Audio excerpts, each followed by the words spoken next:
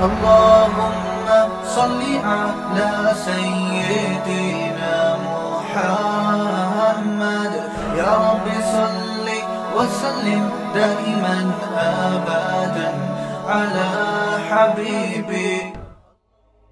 ایک ہے social science, ہماری سماجی زندگی. یہ تو بھی یونیورسٹی میں باقاعدہ پڑھایا جاتا ہے کہ انسان کو ایک روحانی طور پر اخلاقی، جس کو ہم روحانی کہہ دیتے ہیں، وہ اخلاقی طور پر انسان بلندی تک کیسے پہنچ سکتا ہے، جسے ہم آسان زبان میں کہتے ہیں انسان اچھا انسان کیسے بن سکتا ہے. یہ بھی ایک سائنس ہے جو یورپ میں پڑھی جاتی ہے، پڑھائی جاتی ہے. تو یہ والی جو سائنس ہے نا، سوشل سائنس جس کو کہا جاتا ہے، ایک ہے میڈیکل سائنس. ڈاکٹر کیا کرے گا؟ آپ کی صحت کو سائنس کی روشنی میں اچھا کر دے گا. ڈولے شولے بن گئے آپ کے، کولیسٹرول فری ہو گئے آپ، یعنی اتنا کولیسٹرول جتنا ضروری ہے، ویٹ آپ کا بڑھا دیا. لیکن اس سے اچھا تھوڑی بن جائے گا. ہو سکتا ہے وہ چور نکلے، ہو سکتا ہے اسی صحت کو وہ ڈکیتی میں استعمال کرے، ہو سکتا ہے وہ اپنے ماں باپ کا گلا گھونٹ دے. تو اچھا بنانے کے لیے یورپ نے جب مذہب کو نکالا نا اپنی یونیورسٹیوں سے، عیسائیت سے بغاوت کی انہوں نے، تو اچھا بنانے کے لیے انہوں نے کیا طریقہ اختیار کیا کہ انسان کو اچھا بچہ بنانے کے لیے بھی ایک عقل کی روشنی میں اور حواس کی روشنی میں ایک علم وضع کیا جس کو سوشل سائنس کہا جاتا ہے کہ بھئی اس کے بنا بھی کیا مشاہدے پر ہے. تو مشاہدات کی روشنی میں ہم یہ فیصلہ کریں گے، تجربات کی روشنی میں، مشاہدات کی روشنی میں ہم ایکسپلین کریں گے کہ اچھے کی ڈیفینیشن کیا ہے اور اچھا انسان کسے کہتے ہیں. یہاں بھی گڑبڑ کر دی، یہاں بھی کیا کر دی بھئی. آپ جو تجربے کر رہے ہو تو اس سوسائٹی میں کر رہے ہو جو پہلے سے بنی ہوئی ہے. ہو سکتا ہے یہ اچھی ہو ہی نہیں. آپ لوگ کی سمجھ میں نہیں آ رہا تو کس کی سمجھ میں آئے گا؟ سوسائٹی کلچر ایک دوسرے کے کتنے ڈیفرنٹ ہوتے ہیں نا. آپ کلچر کو اپنا باپ بنا رہے ہو تو کلچر کو تو آپ نے پہلے فرض کر لیا کہ ٹھیک ہے، ہو سکتا ہے یہ کلچر ہی غلط ہو.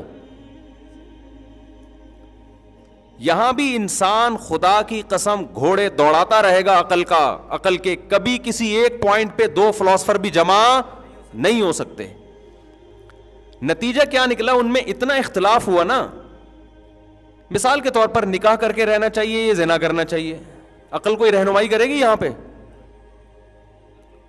کچھ لوگ کہیں گے نہیں جی جوڑوں کی شکل میں رہنا چاہیے، نکاح ہو، اس سے تمیز ابا اماں چچا ماموں وجود میں آتے ہیں. دوسرے کہتے ہیں نہیں آتے تو کیا ہو جائے گا؟ ٹھیک ہے نا. اگر زنا کر لیں تو کیا، یہ تو مذہبی لوگوں نے کہا ہے زنا بری چیز ہے تو ہم رہ لیتے ہیں، ہم کیا ضرورت ہے. تو ان کے ہاں پھر اچھے کا ہوتے ہوتے نا، اچھے کی فہرست سے بہت ساری چیزیں نکلتی چلی گئیں. مذہب نے تو بہت ساری چیزیں ڈالی تھی نا، جو اپنے ماں باپ کے ساتھ اف کرتا ہے، ان کی خدمت نہیں کرتا. ماں باپ نے کبھی ہاتھ اٹھا لیا تو برداشت کرنا ہے تمہیں.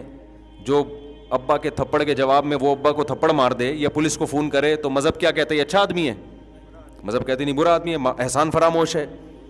لیکن جب عقل پرستوں نے خود سے غور کرنا شروع کیا نا، خود سے سوسائٹی کے لیے اصول وضع کرنے شروع کیے، تو وہ چونکہ اپنی سوسائٹی کو دیکھ کر، وہ سوسائٹی جو خدا کا انکار کرتی ہے، تو وہاں تو شراب بھی ہے، زنا بھی ہے، لڑکوں سے بدفعلی بھی ہے، نشے بھی ہیں، کیا کیا. تو انہوں نے اچھے کو ایکسپلین کرتے ہوئے نا بہت ساری چیزیں نکالنا شروع کی. نہیں، اس کا اچھے ہونے سے کوئی تعلق نہیں ہے. اگر آپ بوڑھے ماں باپ کو اولڈ ہاؤس میں جمع کرا دیتے ہیں تو بھی آپ برے آدمی نہیں ہیں. اگر بچہ پولیس کو فون کر کے اپنے ابا کو یا اماں کو جیل میں بھجوا دیتا ہے تو یہ بھی کوئی بری بات نہیں ہے.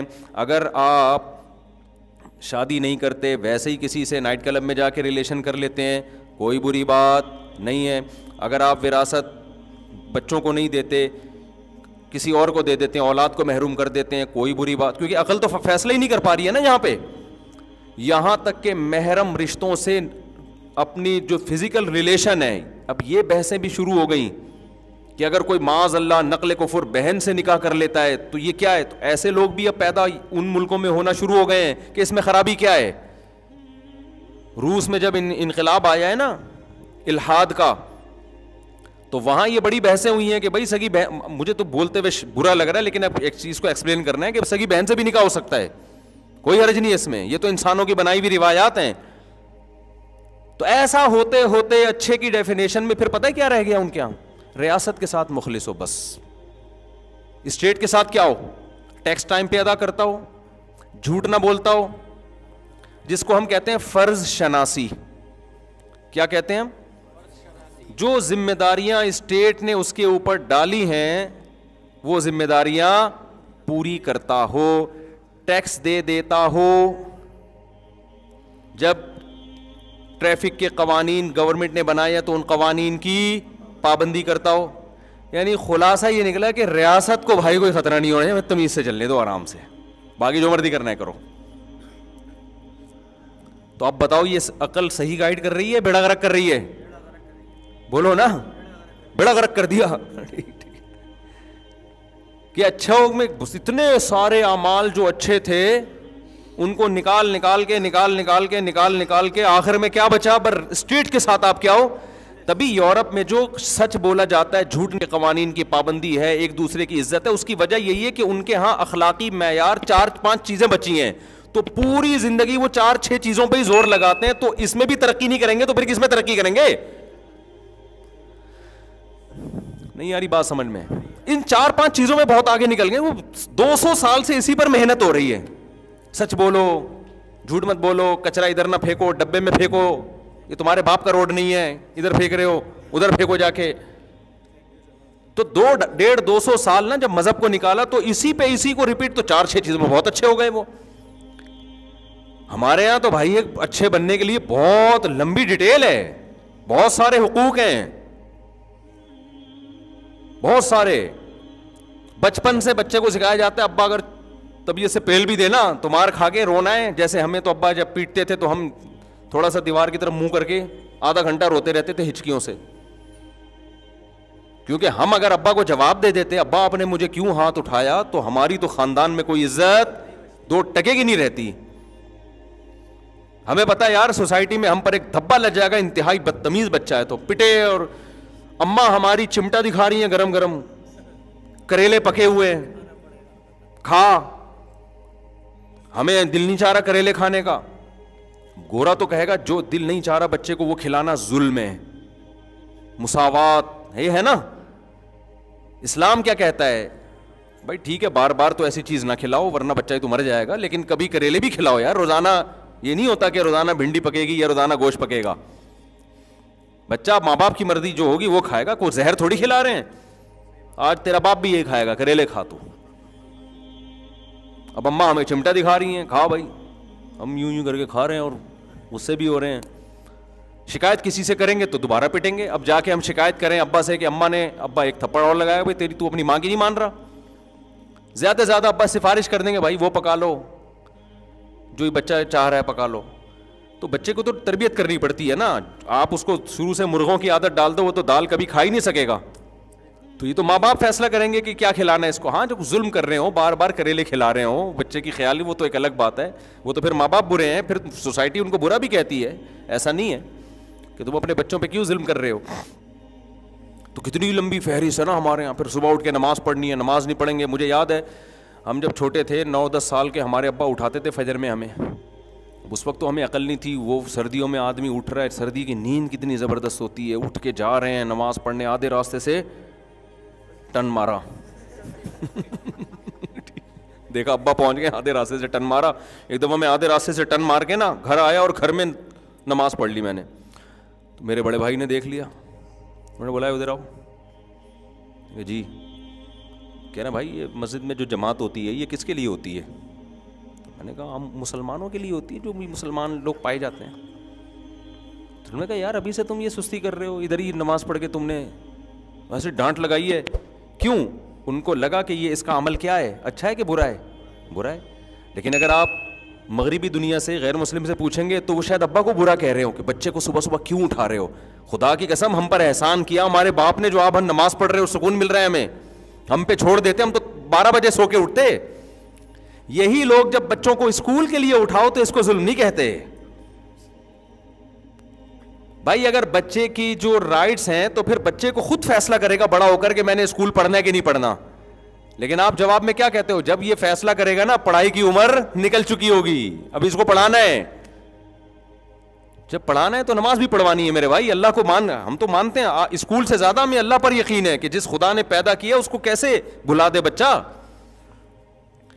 تو ہمارے ہاں حقوق کی فہرست, پھر بڑے بھائی بھی تھے, ہماری بڑی بہن بھی تھی, چھوٹے بھائی چھوٹی بہنیں, ان کے حقوق بھائی نے بھی پیٹ دیا ایک دن, صحیح ہے نا.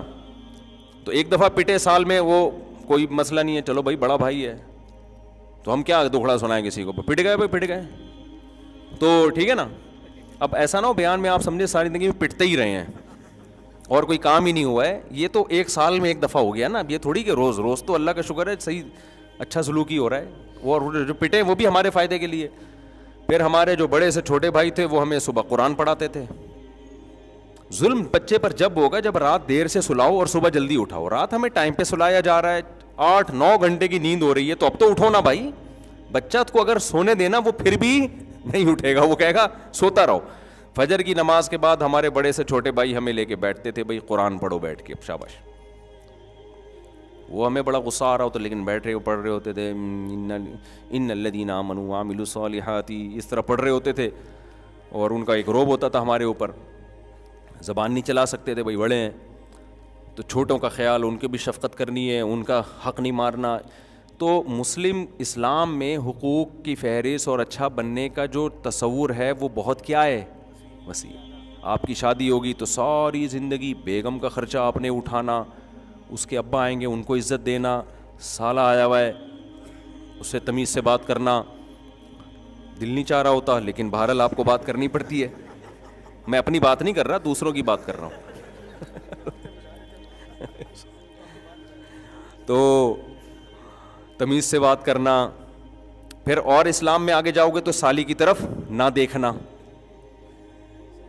سالی کو نہ دیکھنا.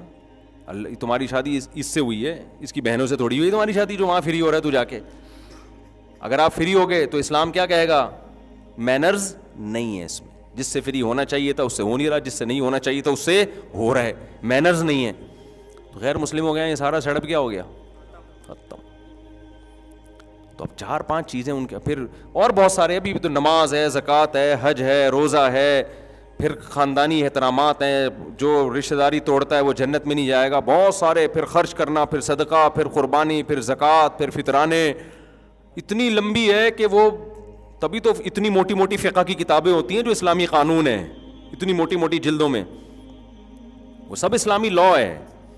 تو اس لیے بھائی وہ 4-5 چیزیں نہیں ہیں ہمارے یہاں, بہت ساری ہیں. تو اب پورا زور 4-5 چیزوں میں نہیں ہے, وہ 4-5 ہمارے یہاں نارمل اسٹائل میں پائی جاتی ہیں, بہت زیادہ اچھی نہیں ہیں.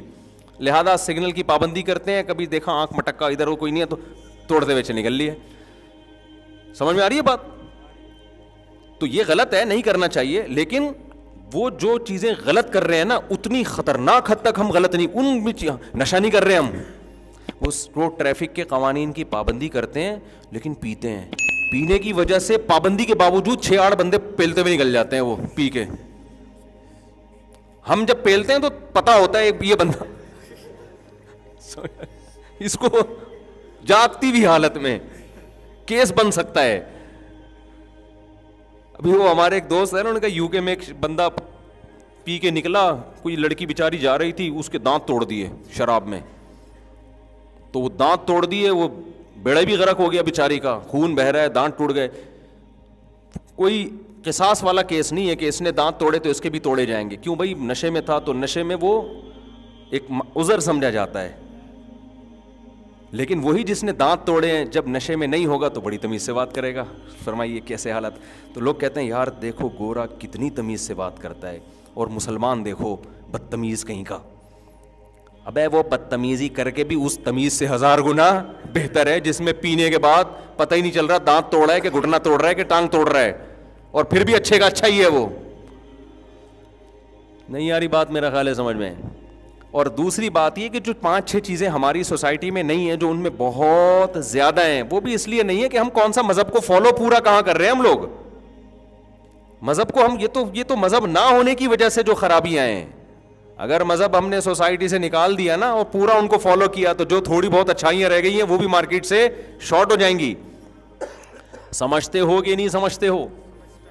تو اس لیے یہ جو میں بات یہاں سے میں نے شروع کی تھی, جو موٹیویشنل اسپیکرز جن کے پاس مذہب نہیں ہے, ان کے پاس پاورفل موٹیویشن نہیں ہے. تو میرے پاس کلپ آتے رہتے ہیں نا, تو وہ میں آج اپنے بھانجے سے ذکر کر رہا تھا, ہم لوگ آ رہے تھے اکٹھے, تو میں نے کہا یار یہ موٹیویشن اسپیکر سب کی بات نہیں کر رہا بھائی, کوئی ایسا نہ ہو کسی اسپیکر کے ساتھ میرا کلپ چلا دیں کہ دیکھو اس کی بات کر رہے ہیں, ایسا کوئی نہیں ہے. اور میں نے بتایا بہت سے اچھا کام بھی کر رہے ہیں, لیکن اتنی بڑی بڑی باتیں کر رہے ہوتے ہیں نا بعض لوگ, ان میں چھوٹی بات تو ہے ہی نہیں ان کے پاس, چھوٹی موٹی تو بات. جب بھی ایک کلپ شروع ہوگا نا, ایک بات کان کھول کے سن لیں آپ لوگ, ایک دم آدمی کہتا ہے یار اب پتہ نہیں کیا چیز مارکیٹ میں آنے والی ہے, ایک بات ایک دم نا ایسا لگتا ہے کہ بس اب تو ختم بھائی. اچھا یہ یوٹیوب اور فیس بک نے نا پوری دنیا کو ایک ہی صفحے پہ اکٹھا کر دیا ہے, اس کا بڑا فائدہ ہوتا ہے. اچھا میں ایسے کبھی کبھار اسپیکر کو سنتا ہوں, ایک بات نیچے پھر میں کرتا ہوں تو میرا کلپ کوئی آیا ہوا ہوتا ہے. اچھا اس طرح اس میں ایسا نہیں لگ رہا ہوتا کہ ایک بات کان کھول کے, مجھے اس میں ایسے لگ رہا ہوتا ہے نارمل وے میں نا, بس اتنا نہیں ہے بھائی, صحیح ہے نا, ہلکا پھلکا ہی ہے, کوئی بہت اچھے بننے کی ضرورت بھی نہیں ہے, بہت زیادہ کامیاب ہونے کی کوشش کرو, پیسہ کمانے کی, غربت میں مر گئے تو کوئی ٹینشن کی بات نہیں ہے. بھائی بس مجھے خود بڑی ٹینشن ختم ہو رہی ہوتی ہے نا سن کے یار کہ تم تمیز سے مسئلہ ہی حل کر دیا. سکسیس کی کوشش کرو, کامیابی کی نہیں ملتی بھاڑ میں جائے, ایسی کی تیسی, کامیابی گئی کہاں, تیل لینے. کیا کرنا ہے بھائی, دنیا مسافر خانہ ہے میرے بھائی, خدا کو راضی کرو یار. سب سے آسان کام دنیا میں کیا ہے, ہمارا ویژن بہت کلیئر ہے, ہمارا دعویٰ بہت آسان ہے کہ ہمیں خدا نے پیدا کیا, اپنے لیے بنایا, اس کو خوش رکھو ایسی کی تیسی. سمجھ میں آ رہی ہے بات, کتنا آسان ہو گیا نا. جو کرنا ہے بھائی اس کو خوش کرنے کے لیے کرو, اور یہ یقین رکھو آپ جو کرو گے ہوگا وہ نہیں ہوگا کیا, جو اللہ چاہے گا. آپ اس کو راضی رکھنے کی کوشش کرو, اس کے لحاظ سے اپنا ہدف بھی بناؤ, ویژن بھی بناؤ, محنت بھی کرو. محنت میں کوتاہی ہو جائے توبہ استغفار کرو. 100 بار بھی اگر کسی سے کوئی غلطی ہوتی ہے تو 100 بار بھی توبہ کرتا ہے, اللہ ایک بار بھی اسے مایوس نہیں کرتا. اچھا بننے کی کوشش میں لگے رہو. اگر اللہ خوش ہے, اور یہ یقین نہیں کرو کہ اللہ مجھ سے خوش ہے, ڈرتے رہو کہ ہو سکتا ہے مجھ سے ناراض ہو, لیکن امید بھی رکھو کہ ہو سکتا ہے مجھ سے خوش ہو. تو حدیث میں آتا ہے جس کی یہ کنڈیشن ہوگی نا اس کی بخشش لازمی ہوگی, اللہ کا یہ وعدہ ہے. کوشش میں لگا رہے, مایوس نہ ہو. بخشش کس نے کرنی ہے آخرت میں, اللہ نے کرنی ہے. تو جب بخشش اللہ نے ہمارے حضرت کتنے پرہیزگار تھے. حضرت فرماتے تھے کہ میں جب اپنے اعمال کو دیکھتا ہوں تو مجھے مایوسی ہونے لگتی ہے, لیکن پھر جب میں یہ سوچتا ہوں نا کہ بخشش اللہ کے ہاتھ میں ہے اور اللہ کی رحمت سے ہی ہوگی, تو اتنی خوشی ہوتی ہے کہ بھائی ہمارے لیے تو اللہ نے کتنا آسان راستہ کہ معاملہ اپنے ہاتھ میں رکھا ہے. ہم نالائقوں میں نہیں چھوڑا اللہ نے کہ تم جب تک تمہاری زندگی ہے یہ اصولوں پہ نہیں ہوگی وقت بخشوں گا ہی نہیں میں تمہیں. صحیح ہے نا, ہمیں کہا ہے انسان کے بچے بننے کی کوشش کرو, بس تم لڑکھڑاتے یعنی پھسلتے بھی چلو گے, آؤ گے تو بخشنا کس نے ہے, میں نے ہے نا, میں نے بخشنا ہے. تو بس مجھے راضی کرنے کی کوشش میں لگے رہو. غلطی ہوتی ہے توبہ کرو, معافی مانگو. 100 بار غلطی ہوتی ہے 100 بار توبہ کرو, کوشش میں لگے رہو. اور اتنی امید میں بھی نہ آ جاؤ کہ گناہ کرو اور تمہیں خوف ہی ختم ہو جائے کہ یار جو مرضی کرتے رہو بخشش ہوگی. تو الایمان بین الخوف والرجاء, امید اور خوف کے درمیان میں ہے. اور یاد رکھو اسی سے انسان کی زندگی خوش بھی گزرتی ہے. اگر امید اور خوف دونوں نہ ہو نا, خالی امیدیں ہوں تو انسان اترانے لگتا ہے. یہ بھی بے سکونی کا ذریعہ بنتی ہے چیز. خوف ہی خوف ہو تو نا امیدی ہونے لگتی ہے, یہ بھی بے سکونی کا ذریعہ بنتی ہے. اسلام نے وہ لائف اسٹائل دیا ہمیں اور وہ نظریہ اختیار کرنے کا حکم دیا جس سے ہماری زندگیوں میں بھی بیلنس رہے اور سکون رہے. اگر آپ کو خوف نہ ہو نا ہلکا پھلکا سا, تو چیزوں کے آنے کی خوشی بھی نہیں ہوتی. دیکھو غریب آدمی کو جب کوئی تحفہ دو کیسا خوش ہو جاتا ہے. مالدار کے پاس اتنا ہوتا ہے کہ اس کو آپ اگر نلی نہاری بریانی ڈال کے نیمبو نچوڑ کے کھلا دیں تو کیا اس کو ہوگا, یار یہ تو ہم کھاتے ہی رہتے ہیں. اور اگر غریب آدمی کے پاس کچھ آئے نہیں تو بھی ٹینشن میں جائے گا. تو دونوں چیزیں نا, فقر کا خوف اور غنا کی امید, یہ جب دونوں چیزیں ساتھ ساتھ چلتی ہیں تو خوشی اس وقت ہوتی ہے انسان کو. سمجھ میں آ رہی ہے بات کہ نہیں آ رہی ہے؟ تو وہ جب آتے ہیں نا کلپ, ایک بات کان کھول کے سن لینا, ایک دم میں ہل جاتا ہوں, پتہ نہیں کیا لے کر آئے گا نا مارکیٹ میں. تو لوگ بھی ایسا, پھر کلیپنگ ہو رہی ہوتی ہے. تو میں بہت دفعہ سن کے میں نتیجہ اخذ کرتا ہوں کہ رزلٹ کیا نکلا ہے اس کا, کیا کریں ہم, کیا کریں. تو رزلٹ کوئی خاص نکلتا نہیں ہے, بس باتیں ہیں, کرتے چلے جاؤ, وہ اگلے بھی سنتے ہیں ماشاءاللہ زبردست. ایک وہ ہمارے مفتی طارق مسعود صاحب کے بیانات سننے کے لیے youtube.com/مفتی طارق مسعود کو سبسکرائب کریں, اور اگر آپ لائیو ویڈیو کو کبھی بھی مس نہیں کرنا چاہتے ہیں تو سبسکرائب کرنے کے بعد بیل آئیکن پہ کلک کرنا مت بھولیں. جزاک اللہ.